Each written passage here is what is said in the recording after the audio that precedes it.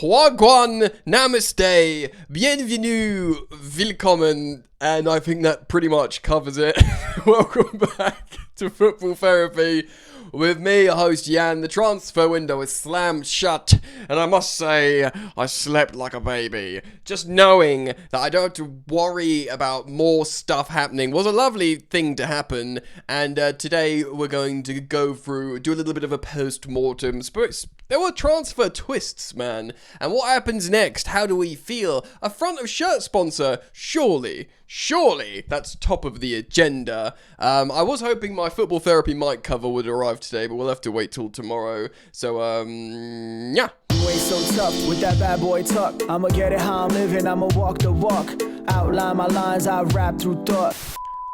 It's a rainy day here in the kingdom, which it kind of feels nice. It feels cleansing sometimes. It's cleansing me of the transfer nonsense. Thank you for joining me. Thank you as always for liking and subscribing, hitting the bell if you choose to subscribe, dropping your hype points. I believe it's down there by the comments somewhere. It helps us out a little bit. I mean, we are on the road to 200,000 subscribers, so I'm very grateful for that. If you are a recurring visitor, hey, you might have used to be a subscriber, and for some reason you're back, and you're like, yeah, I'll watch Jan for a little while. Hop back on the sub train, bro or sis. So we can get to that 200k mark together. That would be great. It's going to be a great video, actually. We're going to go through a lot of stuff and really like test the mood and talk about the squad and again like front of the shirt sponsor as well as the actual footballing side to it. So it's going to be great. Just take a second though and listen to this.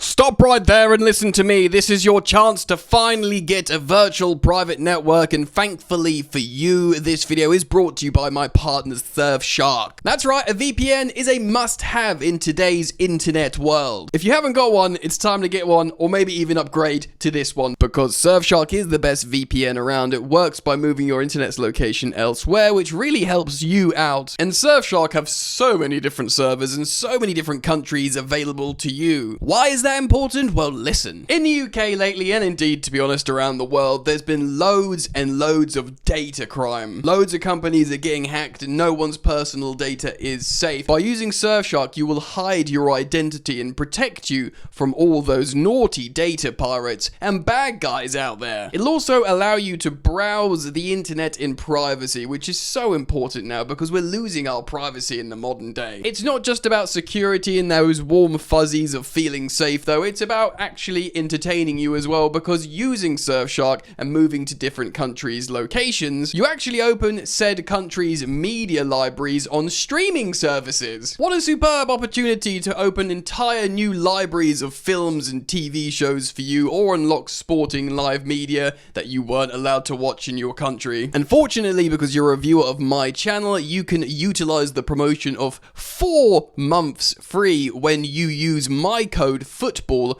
on Surfshark, or alternatively go to surfshark.com/football to utilize this wonderful promotion and finally get you that VPN or upgrade to this better one. Lovely time to get yourself a VPN. Right, so Fabrizio, I don't want to say he's done a few howlers, but Fabrizio Romano's done a few here we goes. Oh no, here they come backs this summer. Of course, he did the Morgan Gibbs White. He had to double here we go Nico Jackson. And he did also confirm the exit of Tyreek George, and we reacted to it here on the channel. Bang! Here we are over on The Athletic.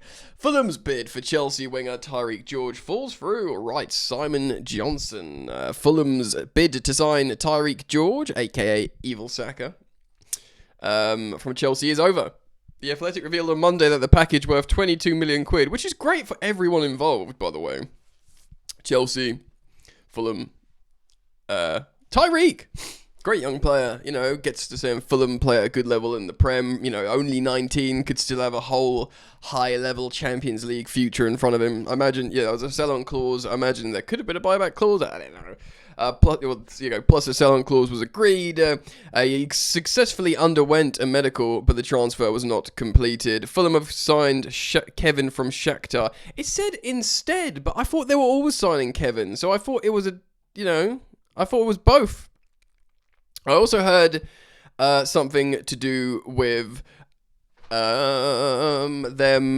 what's this young lad Wilson who was going to go to Leeds? He didn't. Maybe they wanted to get his wages off the books to get Tyreek George in.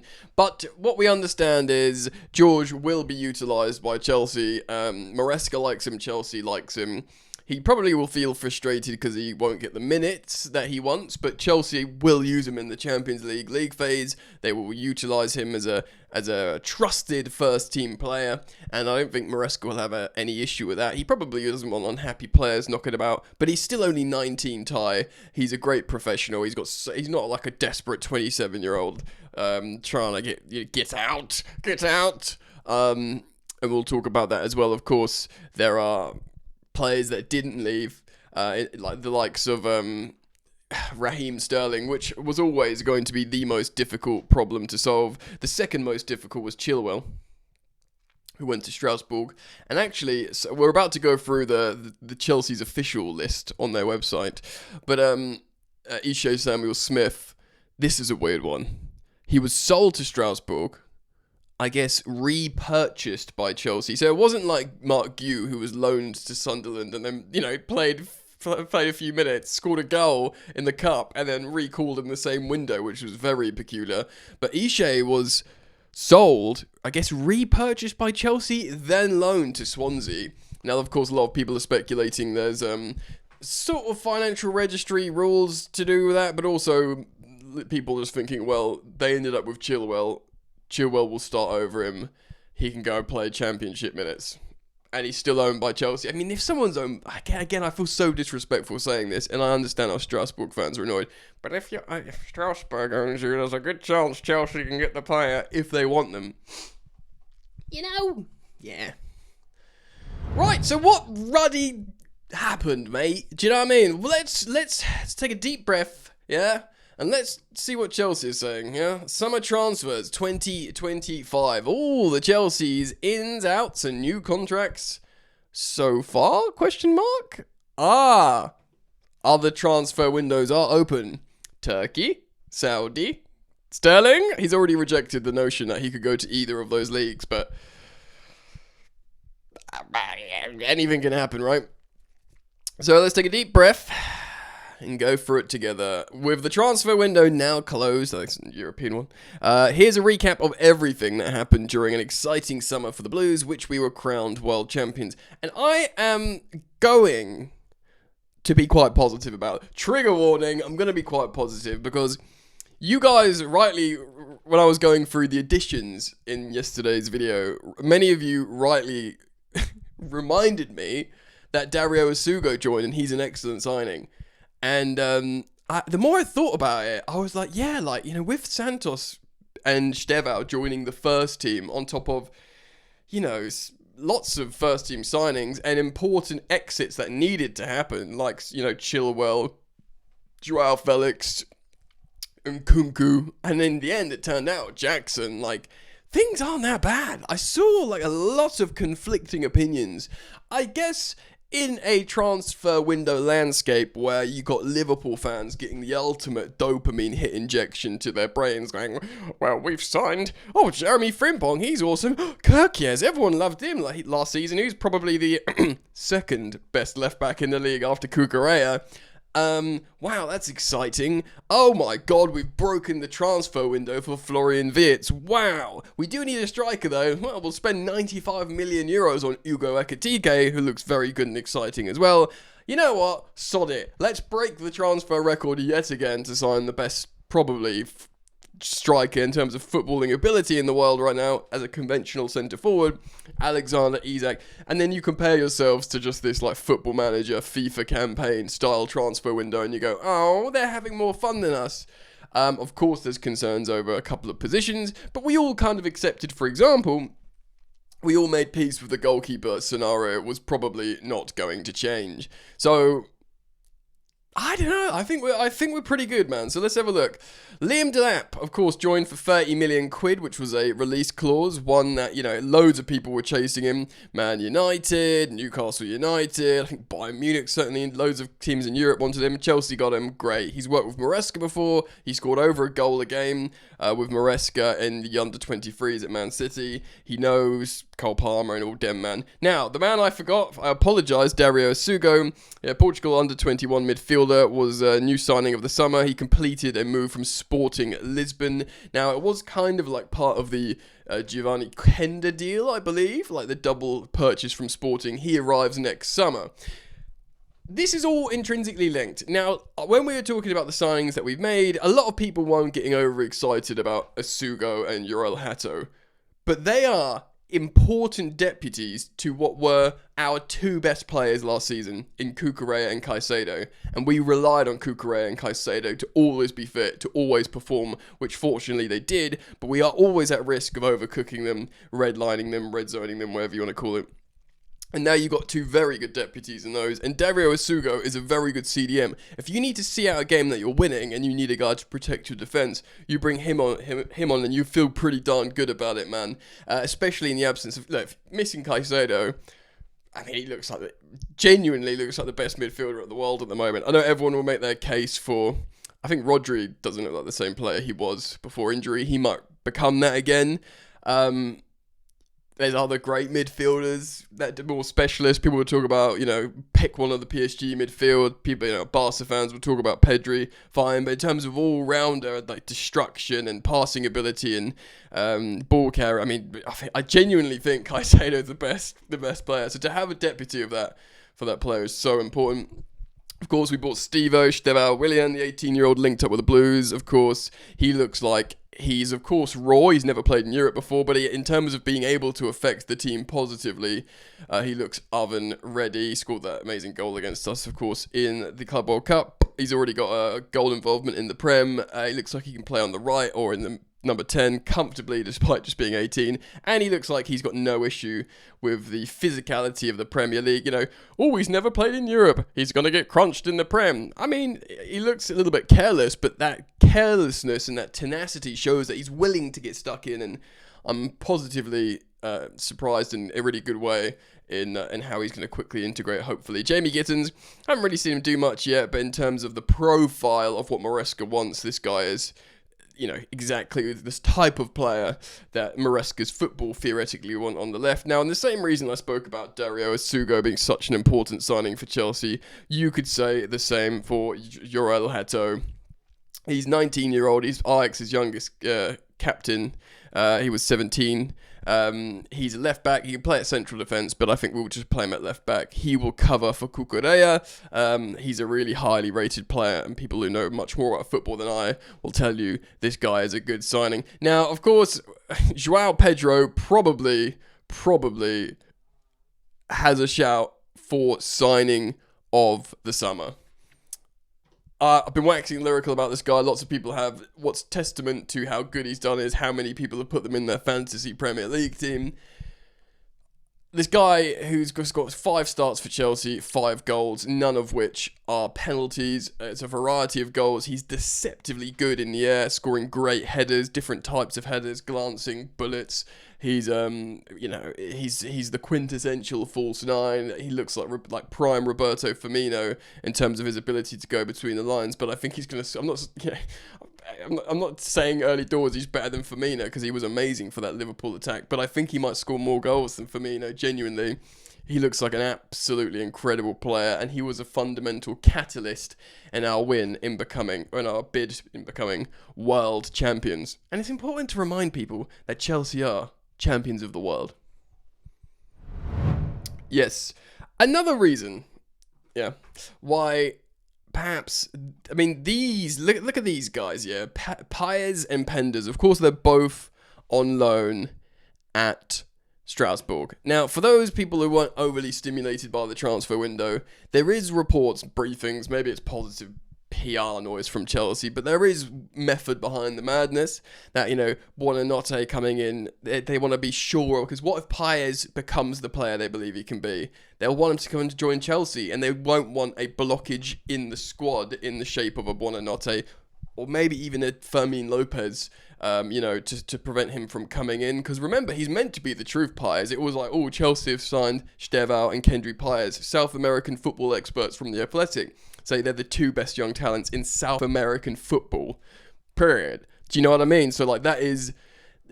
People have, forgotten about him a little bit because he had, a little bit of behaviour problems. Maybe he was, stunted, stopped realising his potential a little bit. But the truth is, he's seen as that guy. So, Strasbourg's a good level. They'll be playing in Europe.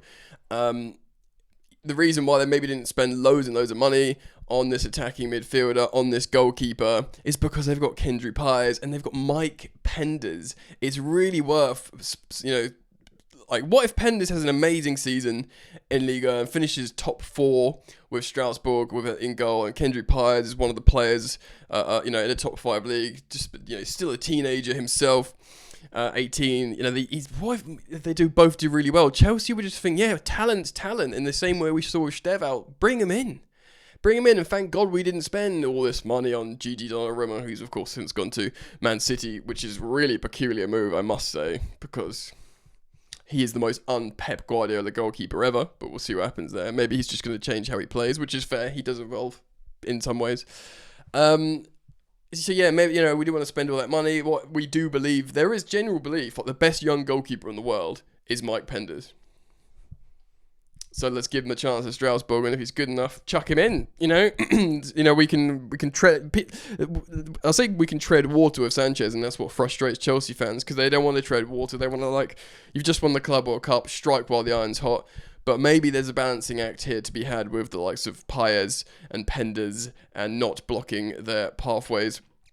Mamadou Sarr, so he joined Chelsea and then he went back on loan to Strasbourg. We've covered that. Kian Best, nice. It's defender signed until 2027 from Preston North End. Now, Jesse Derry, I saw this lad play a couple of weeks ago on the under-21s. He's very young from Crystal Palace. He's seen as a huge talent. Of course, we've loaned in just the one player, and that is Facundo Buonanotte, and he's kind of for the aforementioned affirmations. Let's do some Chelsea affirmations. We will win the Premier League. Chelsea think he's a really good talent. He could be really helpful for the season. And there are, articles suggesting that it's with Paez in mind to see over the next campaign how Buonanotte does, how Paez does, makes a decision long term. A new contract, 19-year-old Atto Ampa, Max Merrick, and Jimmy Torian. I can never say his name. Should we try and do it? Should we try and walk through these vowels? Torianian. The Finnish player. Right, so we're going to go into some departures. Stick with me, and we're going to speak about are we going to get this front of shirt sponsor? I'm just going to pause the recording, sip my coffee, and take a deep breath. Right, so we're going to go through departures. It's going to be a long one. Right, Matisse Amugu, gone to Strasbourg, permanent move. We hardly knew ye. Do we not own him if he's a Strasbourg? Again, don't want to be disrespectful.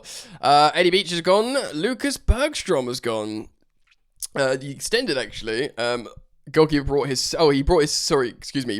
years with Blues to an end before signing with Real Mallorca. Lovely old job there. I missed that one. Lucas Bergstrom, he was hanging around for a long time. Goalkeeper gang, them that they are. It's that snake on the right. Betts. Joking.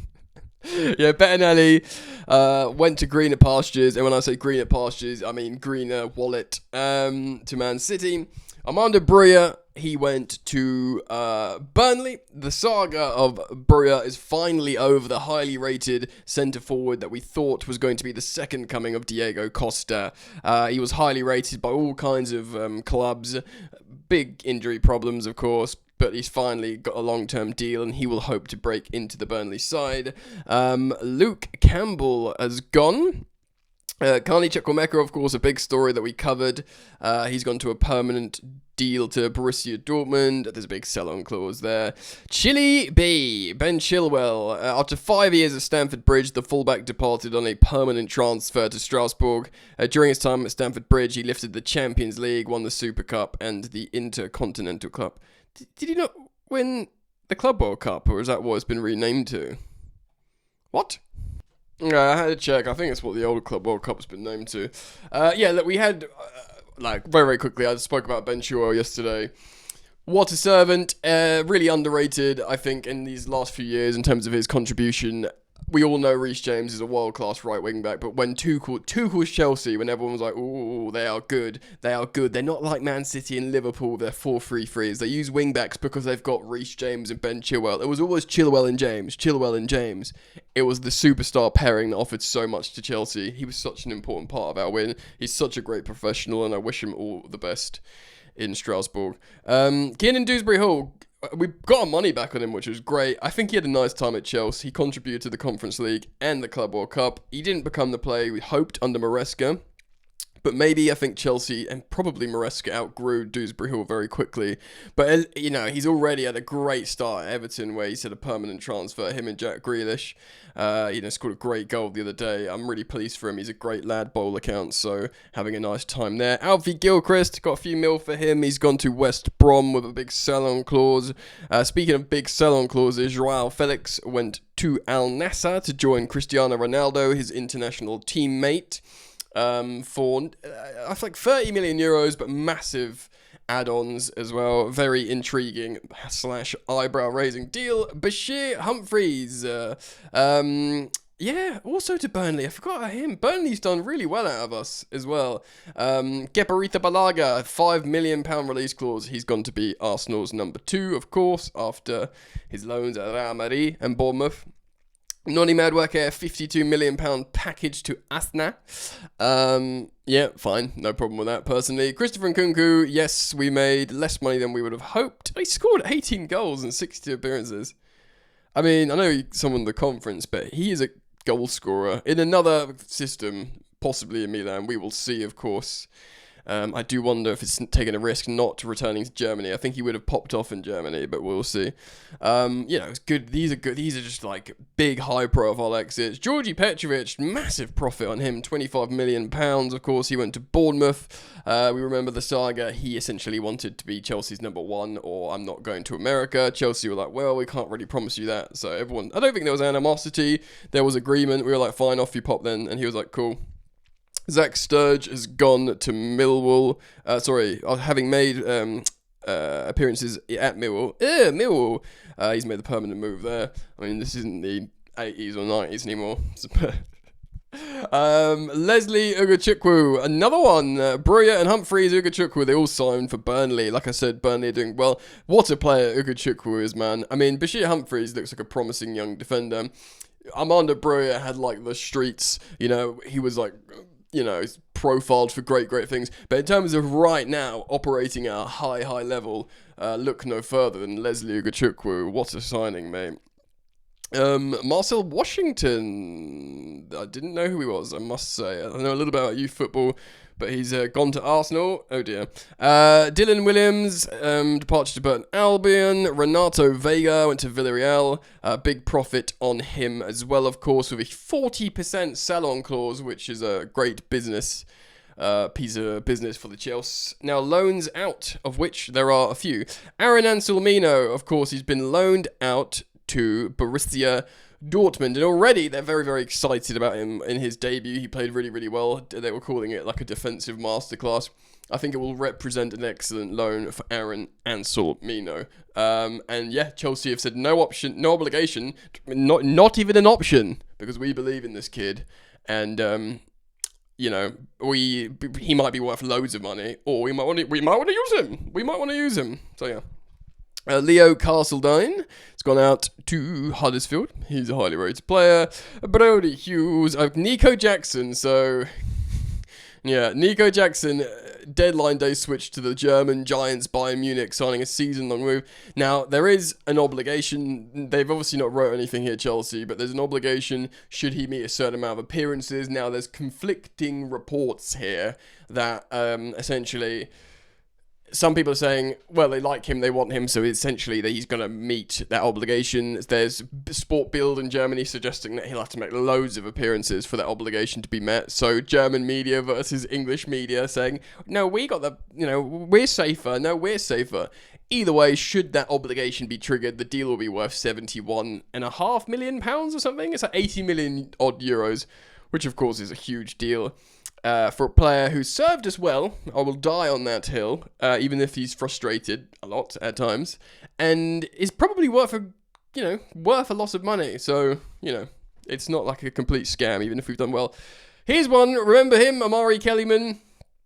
Bless him, had an injury. He's gone to League One side Cardiff City on deadline day, still recovering from an injury. Apparently he's a good talent, but Jimmy J. Morgan gone to Peterborough. Kendrick Pyers and Mike Penders have both gone to Strasbourg. The aforementioned, I spoke about them earlier. Now, Ishe, what are you saying about Ishe? The versatile defender who was a regular for the under-21s, just says, yeah, he's gone to Swansea. It's left out the back and forths. Mamadou Sarr signed for Chelsea in June, and he's returned to Strasbourg on loan. Teddy Sharman Lowe, Ronnie Stutter. Oh, Caleb Wiley. He's gone back to Watford on loan, and there is some Chelsea kits there being advertised. A lot. Loads and loads of business. Chelsea have broken records for selling players. Champions of selling. You'll never sing that. Ultimately it's great. It's good. We had a lot of situations to solve. We solved them. We made a lot of money. We didn't do any panic buying. We're probably quite comfortable with the squad. Obviously, they didn't mention their Mark Guew because he's back. We sent him to loan on Sunderland. He played games. He scored a goal. The fans cheered him. The Chelsea fans cheered him from afar, happy he'd scored a goal on loan. And now he's back. So they just thought, we'll leave that narrative out. We'll leave that out. And yeah, he's going to be important. I'm going to do some content in the coming days on how we move forward with what's available in the absence of Delap. Do you even see a Garnacho striker situation? The way the script is flipped on Garnacho is pretty nice, really. Of course, he's talked about how he was a Chelsea fan. He's pictured in Chelsea kits as a kid and loved Eden Hazard, and he's got his Argentina teammates like Buonanotte and Enzo Fernandez, and the vibes are sort of up on Garnacho, and he wasn't that expensive. Still 40 million quid, which is not nothing, but some United fans will be like, well, he's a 70 million pound player. Some United fans will be like, happy that he's gone, and we'll just see, won't we? He's a talent, so let's hope it works. But this is a very long video, so hopefully for those of you who like longer videos, you're strapped in. Let's talk about the sponsor then. All right, in the ashes of this long transfer window that's come to the end, Chelsea, in their offices, sporting directors, financial people, forget the name of the people at Chelsea, they'll have plenty of time on their hands to negotiate a front of shirt sponsor. People at The Athletic, Simon Johnson, Liam Twomey, Matt Law of The Telegraph, these are people that are really well informed on Chelsea. Ben Jacobs of TalkSport and of other rags, I believe, have all said Chelsea are going to get a photo shirt sponsor this season. Excuse me. I thought we'd have one by now. Chelsea are in a very strong position of negotiating. They are champions of the world, Club World Cup champions, not just beating some farmers in the final, beating the European champions PSG convincingly in the final 3-0. And yes, I will remind you, it was a hugely high-profile affair against a team that won the quadruple, in PSG. It was all around Times Square, Cole Palmer and Ousmane Dembele, PR, this you know, the superstars, the Ballon d'Or favourite and Dembele versus just Chelsea's best player in Cole Palmer, who's very marketable in himself. And Palmer absolutely decimated PSG. He won that battle hugely, being involved with all the goals. Chelsea's new signings shining. Chelsea looking like a vibrant and exciting team in front of the world. Chelsea now that will be said they're world champions for the next 4 years, who can have the gold badge on their shirt next to whatever the new front of shirt sponsor is. On top of that, of course, Chelsea have qualified for the Champions League, which was the main hurdle initially. On top of that as well, Chelsea didn't embarrass themselves in the Conference League, and they won the Conference League. And Chelsea look like a young and exciting team, despite what Jamie Carragher once said. So you're not like buying, it's not like that Inter team, you know, that got to the Champions League final when they were all like, we're so old. We're so old. It's like, no, the future's bright and the best years are about to happen. That's what you're investing in when you sign a deal with Chelsea to become their front of shirt sponsor. Now, the Chelsea believe they're in a strong negotiating position. They're in a strong financial position in terms of PSR rules. So they're not like, oh my God, we need a sponsor now because they've made so much money. You know, they've navigated the rules by selling women's teams, selling hotels, selling 400 players, winning titles, and alleviating themselves of big wages in certain players like Nkunku and Chilwell and all these guys that came before the wage structure. So they've done really great business in that sense. So they're holding out, they're waiting, they're negotiating, but now they've got the time to do it after the transfer window, and indeed in an international break. There's just no games of football to play, so you've got all the time in the world. Pick up the meetings, pick up the phone. Of course, it's been speculated that Chelsea went up to as £65 million per year. Now, the last long-term sponsor we had was with 3. That was the last one, wasn't it? Jesus. Because that's what we won the Champions League with. Obviously, we had Demac, we had Infinite Athlete as a temporary. But the 3 sponsor was for 60 million a year. And actually, like, we'd won the Champions League, but after we'd signed the deal with them. So I think we'd signed with 3 just after we'd won the Premier League, because it was Yokohama Tires with Conte and all that. So maybe they thought, yeah, Chelsea are a powerhouse, have 60 million quid a year. You'd think with inflation that powerhouses now, that should be 70 million quid a year, I don't know. But the fact how Chelsea have been up and down, there's like uncertainty everywhere. There's still this sort of, they're not the soundest, most solid business at the moment, Chelsea. They haven't, despite recent massive financial peaks in some fields, they're not seen as this solid banker yet. So if they got, I think the Infinite Athlete one, they gave them 40 million for that 1 year. They probably have offers on the table for 65. And remember, they want to sign a long term. So they want a 5-year deal. Yeah, they want to sign, maybe even longer, I don't know. But you think it would be at least 5 years. And for, 3 and a bit of those years, you'll have the Club World Cup status. You'll have the World Champion status. And they believe they can get 65 million a year. There will, of course, be negotiations with multiple front of shirt sponsors, but you think it has to, they will say they're not in a rush because they want to sign a long-term deal. It'll probably be, they might sign a 4.5-year deal or a 5.5-year deal if it's done around January time, but they will say it's worth it because it's big investment, that they're not in a rush, and we don't want to look desperate. There will be a multitude of offers on the table, but we'll see what happens there. Woo! It's been a long video. I just needed to have that debrief though. If you stuck to the end, thanks very much. You're obviously a real one. Thanks for liking and subscribing. If you haven't checked out Surfshark and you need a VPN, well, I think everyone needs a VPN. Do check out Surfshark. Click the link in the description or use my code FOOTBALL, surfshark.com/football. Go and get it, my friends. Right. It's been a long video. Enjoy the football. International football. Hey, Ruben Loftus-Cheek's been called out for us Chelsea fans. That'll be a bit of fun. See you soon. Peace.